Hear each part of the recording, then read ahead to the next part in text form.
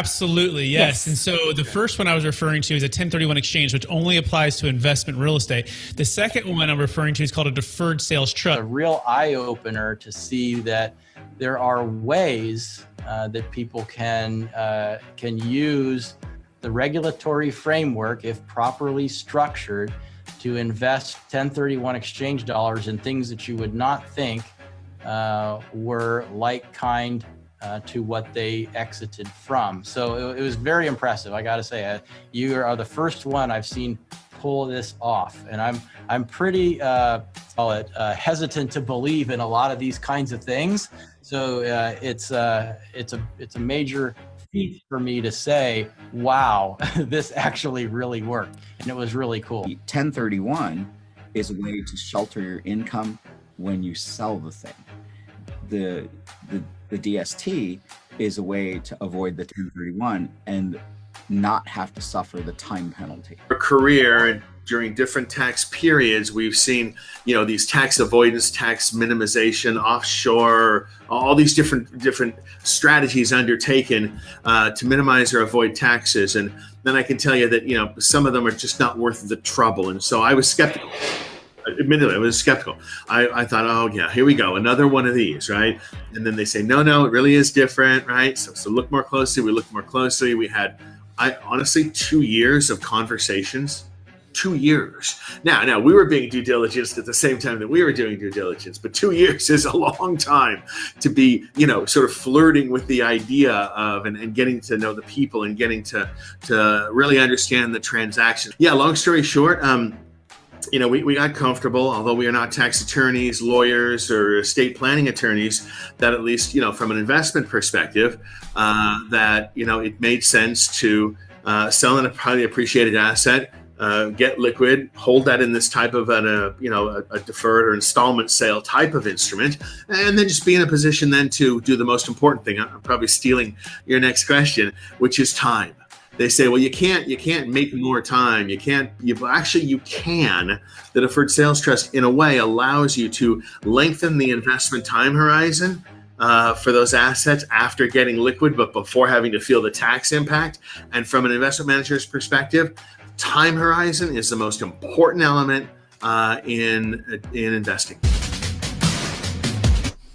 Hello, everybody. Hey, welcome to another Capital Gains Tax Solutions Deferred Sales Trust Mastermind, where we believe most high net worth individuals and those who help them, they struggle with clarifying their capital gains tax deferral options, and not having a clear plan to exit is the enemy. And using a proven tax deferral strategy such as the Deferred Sales Trust is an amazing way for you to create and preserve more wealth. I'll help your clients, friends, and families do the same. For those who don't know me, my name is Brett Swarts, and I'm founder of Capital Gains Tax Solutions. And we run a podcast. We have our YouTube channel. I'm a multifamily broker. I love commercial real estate. I love all things helping people create and preserve more wealth. And then also training and coaching professionals across the country to do the same for their clients on a higher level using the Deferred Sales Trust. And each week I'm joined by some of my business partners in strategic alliances, where together we're going to dissect what the Deferred Sales Trust is, try to make it simple for you, and then give you a chance to bring a live deal or have live questions and to try to demystify this thing called Deferred Sales Trust. And one of those great gentlemen is a gentleman named Jake Miller. I'd call him the financial extraordinaire. He's a financial advisor. He's a CFP. He's got a bunch of other stuff. He served in the armed forces, and he is really smart. Jake, how you doing today? I think he's on mute, but as soon as he's off mute, he'll be coming on to talk with us. That's right. No, I very much appreciate the very warm introduction and all the kind things that you say about me all the time. I appreciate that. Happy to be here. We have some amazing stories, real life stories to share, as well as answer some fun questions. In fact, I got a burning question that came like 10 minutes before this meeting. So when we get to that point, I'm happy to share it because I'm sure a lot of other people are thinking of the same question. Absolutely, but the most important thing, Jake, you got to let me know. You're wearing the Mazalon sweater. For those who don't know what the Mazalon sweater is, it's what Jake is wearing. You may have seen it on Facebook on some of those ads. He has one. I have one. You got to get one if you don't have it yet. We're not getting paid any affiliates for that, but it is a special sweater. Another part of that story later on. But that being said, we also might have my other strategic alliance, one of my business partners. He's also the co-host of the Capital Gains Tax Solutions podcast. He's filling in at this point, taking over a heavy amount of things for the podcast. Pierce York. Pierce, are you in the house? You're on the Zoom. He may or may not be. He's in Newport Beach, okay? So sometimes he just, Fridays he's on the beach. Sometimes he's driving with his Hawaiian shirt. Today I think he might be out. That's okay, Pierce. If we do come in, that'd be great to have you. That being said, there's kind of really three things that we really cover. First is kind of the vision of why we're here, which we'll cover a little bit more. Then we're going to talk about the deal close story of the week, and then we're going to bring up these burning questions or common objections or CPA hesitations, all of these things for you today. So that's kind of the order we come. And sometimes we have a guest speaker too, who kind of does like a deep dive on a certain particular topic to help us navigate this marketplace or navigate ways to invest with the trust, or it could be cryptocurrency expert. It could be, in fact, we do have one coming up in a couple of weeks on that. Kind of a sneak peek. There's going to be a gentleman he has like a cryptocurrency fund, and he has a vast experience on the stock exchanges as a stockbroker and stuff, and now he's gone all into crypto, which is pretty cool. That being said, Jake, give us a little bit more about the vision of why we're here. Anybody out there that has a highly appreciated asset may otherwise have a high tax event, and we're here to help solve that or defer, put time of power back in people's hands so that through deferral they can then offset through other strategies and have an overall better tax experience. What is a better tax experience, Brett? A better tax experience is where they either don't have to pay it and it's legal, or they're able to dramatically offset it and at least be in control of the timing of when it is necessary that they recognize that tax.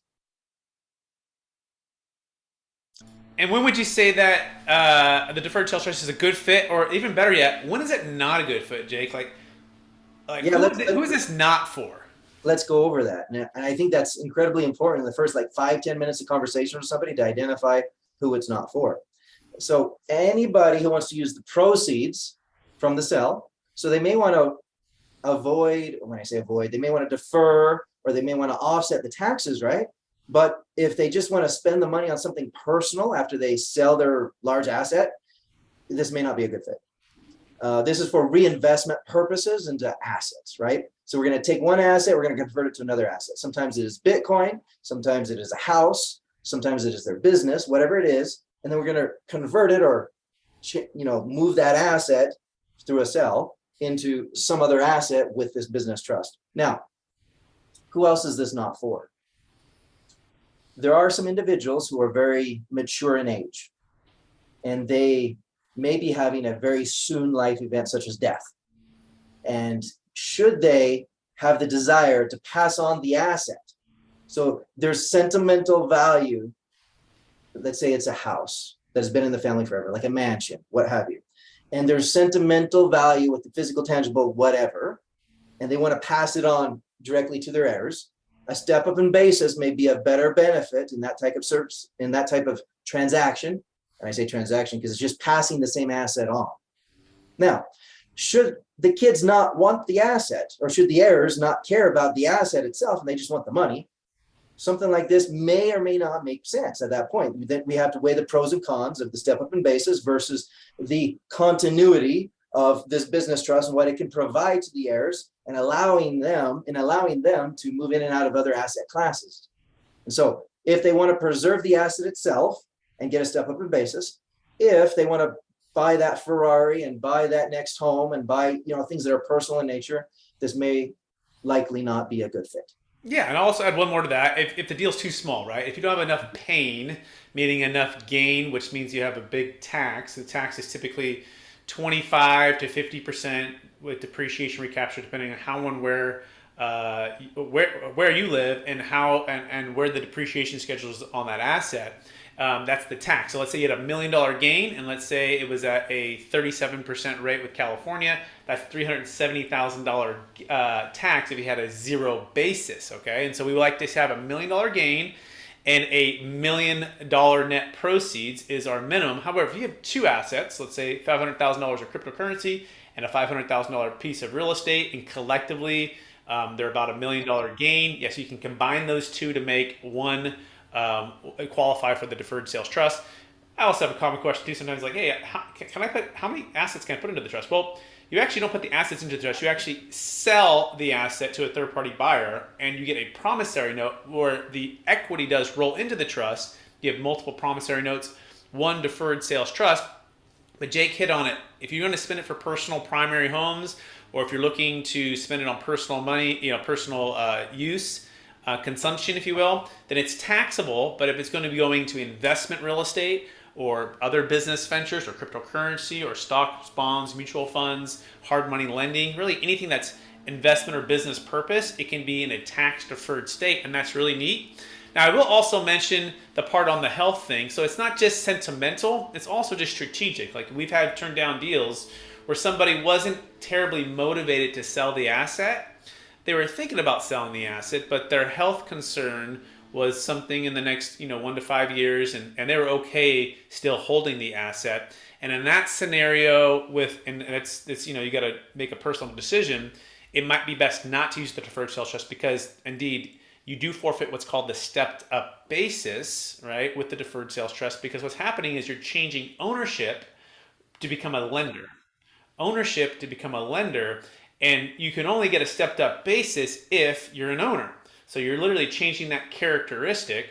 And so if you're still an owner and there are, again, health concerns, then it might be wise to just hold on for that for your heirs to get what's called a stepped up basis, and therefore you don't need the deferred sales trust unless you're in a scenario which leads in kind of to this next part. It's kind of a live it hasn't closed, but a live deal story where they're going through this scenario, selling a highly appreciated commercial property, and their net worth is higher than certain amounts. And these amounts are 22 million married and 12 million single right now.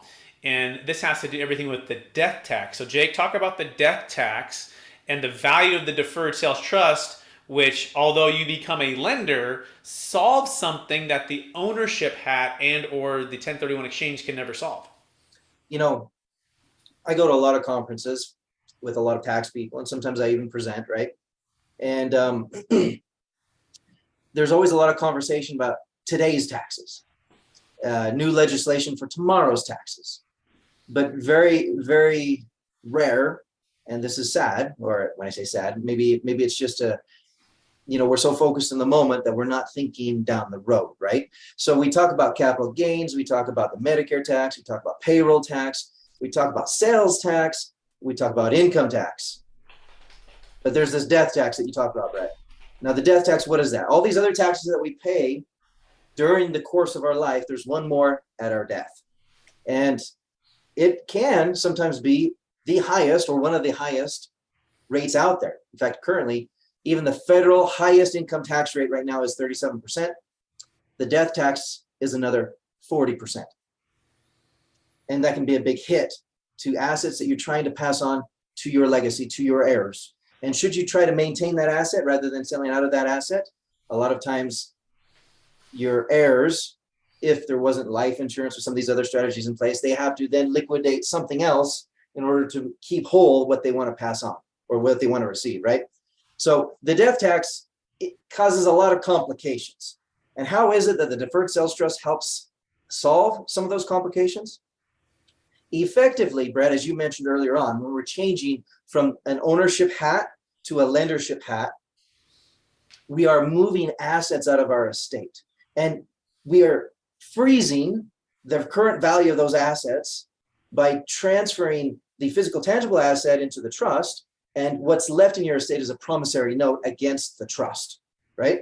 So that promissory note is kind of like the frozen value of today's price of whatever that asset was. And why is that beneficial? Because especially, so we're talking to an individual who's 36 years old, and he's got some car washes, 16, 17, $18 million in car washes. He's able to freeze that amount in his estate with the promissory note, and then whatever he sells those car washes for and then reinvests them at, and whatever that grows to over time.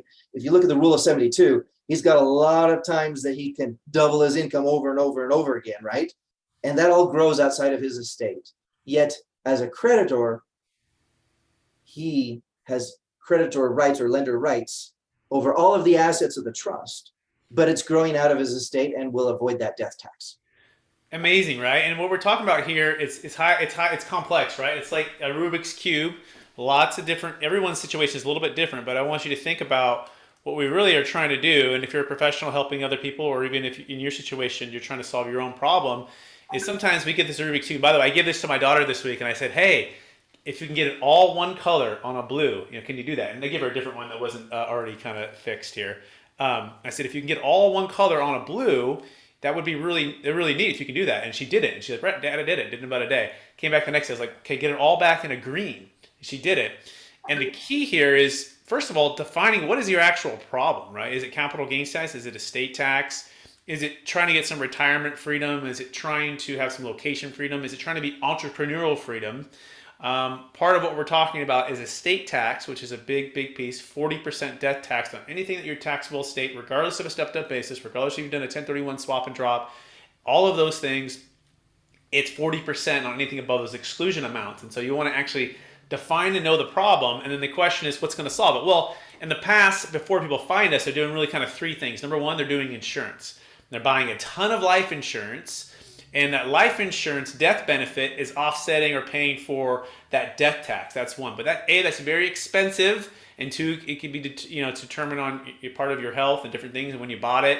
Number two thing people are doing is perhaps they're giving it all away to charity. Nothing wrong with giving it all away to charity. But for a lot of our clients, charity starts at home with our kids and our grandkids and setting them up for success. And you might be charitable. You might be 10%, 20%, 50%. You might not be 100%.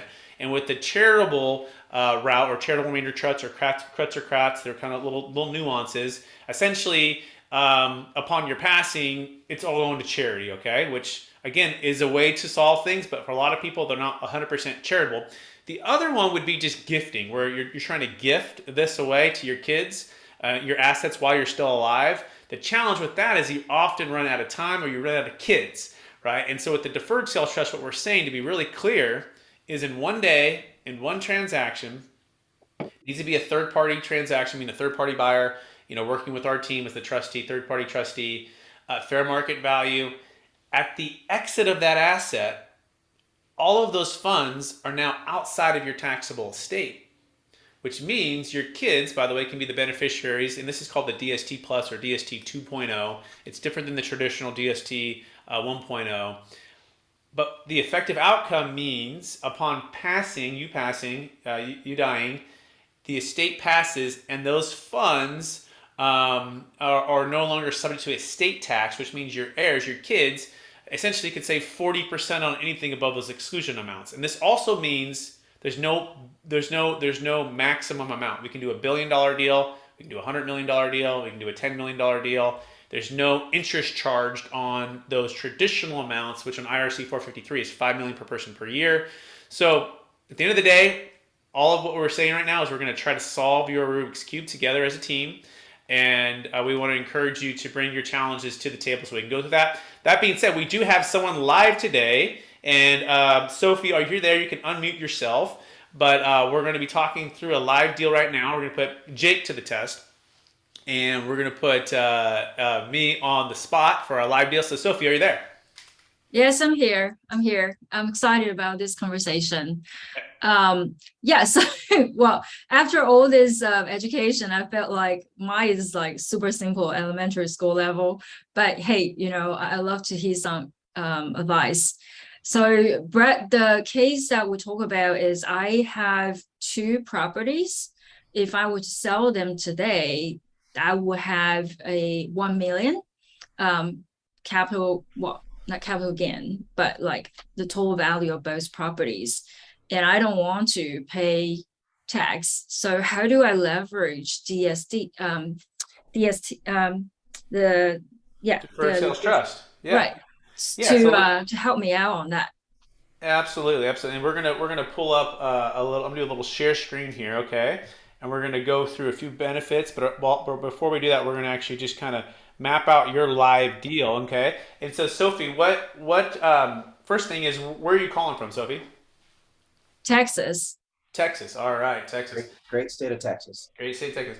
And Texas. All right. So Texas, by the way, has a 0% capital gains tax, which is really cool, right? But you do have what's called the federal, and the federal is about 20%, although it is potentially going to be increased to 25, 26, or 28. So be aware of that. But as of right now, that's what it is. Now, number two is it an investment property, Sophie, or is it a primary home? Investment property. Okay, so it's likely subject to the 3.8% Obamacare tax. So we're going to just use just a round number of 24%, although you might also have some depreciation recapture. How long have you owned the property for? About 8 years. Okay, 8 years. And what did you buy it for when you first bought it? One is the prices are about the same, so this count both 190K. So you bought it for about 200,000. I'm just going to put that as the number. Okay. And then what is that property worth? Right now would be let's call it 550K. All right, so about 550,000. So that gives us a $350,000 gain. Is that correct? Yes, for one Okay. property. Gain. All right. So we're going to take this 24%. Although let's just round it up to about 27. We're going to add 3% for the depreciation recapture. Okay. So we're going to say 27%. Again, you always want to define the problem. Oftentimes people are looking online and they're like, oh, I'm only making so much income, so I'm at 15%. But they don't realize as soon as they're selling something for 550, right, it puts them in the higher bracket, right? So really, and then they also forget about the depreciation recapture. They might even forget about the Obamacare. So what they thought was 15% is actually about 27%. Okay. So we're going to take 350,000 by, let me grab my calculator, 27%. So 350 by 27%. So that's 94,000. But let's put 95,000. Okay. About 95,000. That is the tax liability, right? That is the tax liability that we're trying to solve for. Okay. So the question is, how much debt do you have on the property?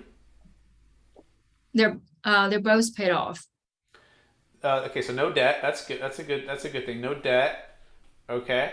And so that's number one. Okay, so number one property basically would mean approximately which is called 525 after closing costs. You pay some commissions to, and you're going to have to save 95,000. Okay, so the first ratio I like to look at is, and again, our minimum is $1 million net proceeds, $1 million gain.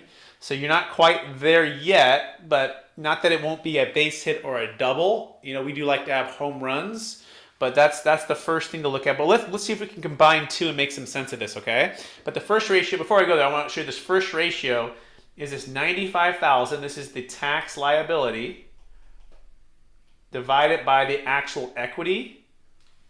Okay, so 95,000 by 525. So it's about 18%. So Jake and I like something around typically 25 to 30% on that ratio there. But it doesn't mean that this is not a base hit, right? But as long as Sophie knows it's a base hit, and as long as Sophie has a long horizon where she doesn't need or want any of the money to buy another property personally, it doesn't mean that base hit can't turn into a double. Okay? So Sophie, before we go to the second property, do you need or want any of these funds for any personal use? No. Okay, so that's good. Okay, so let's go to the second property. Okay, what's the second property? What did you buy it for? These two properties are very identical because they're in a similar neighborhood. So it's basically you can just double what we talk about. Okay, so double it. Okay, so let's double it. So this 95, we're just going to call that 200,000. Okay, and we're this 525.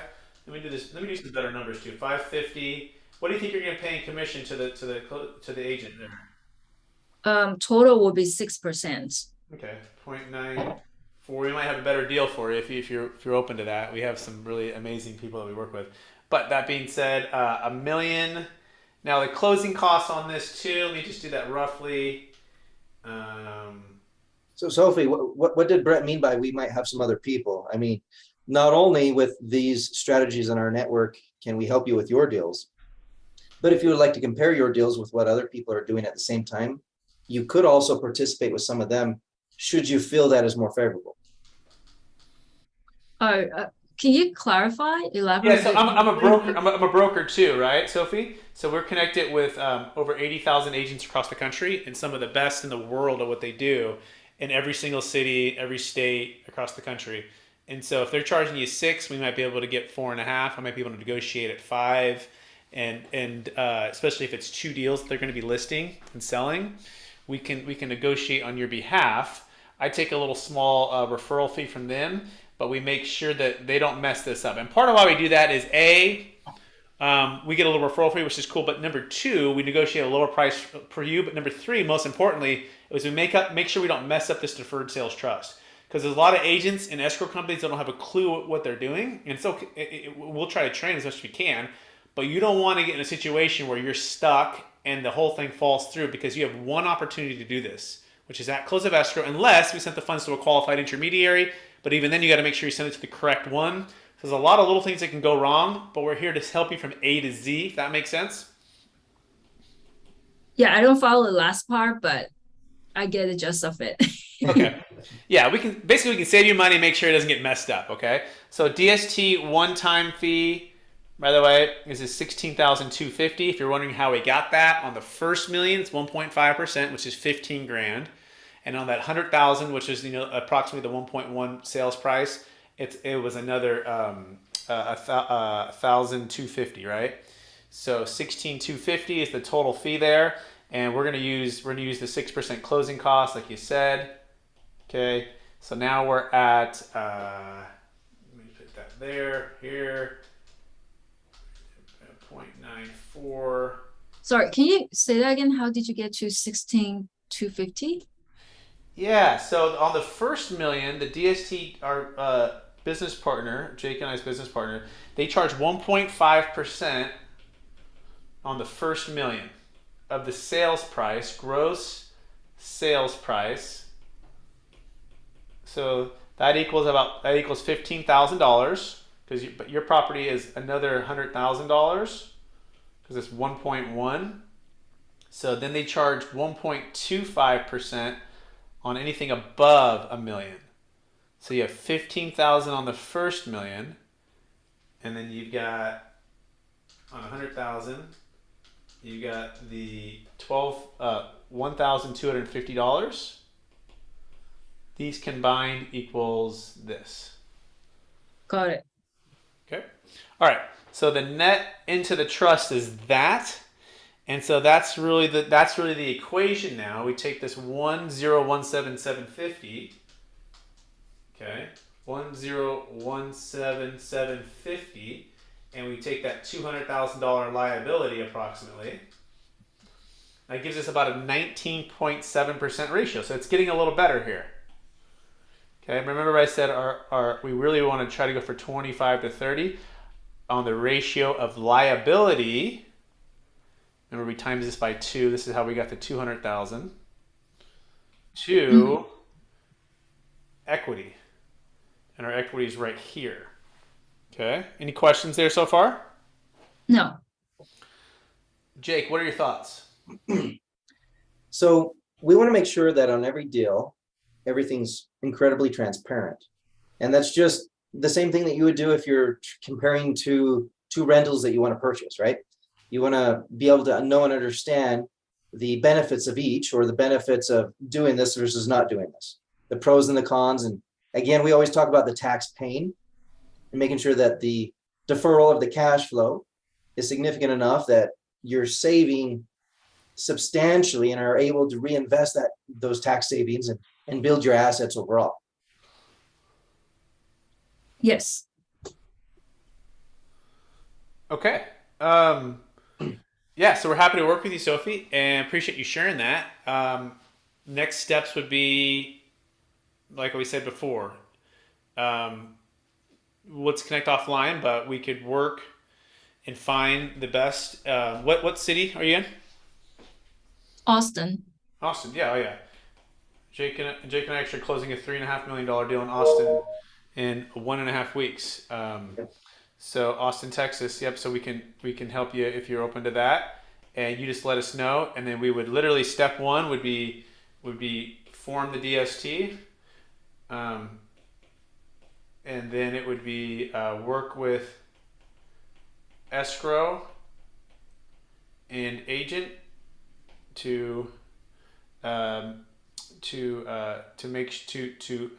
DST into the contract. Okay, just like you would like a 1031. We open up DST bank accounts. Okay, Jake, it would be the financial advisor. He is with he clears through Charles Schwab, so we have a Charles Schwab account opened up, and then you do what's called a risk tolerance questionnaire, which helps to determine your risk and asset allocation. And the typical promissory note, by the way, just to keep it simple, is typically somewhere between 5 and 8%. So let's use the simple number of $1 million. And so what you're receiving is an 8%, based upon your risk tolerance, promissory note, which on $1 million would be about $80,000 is the goal. Okay, net over the recurring fees.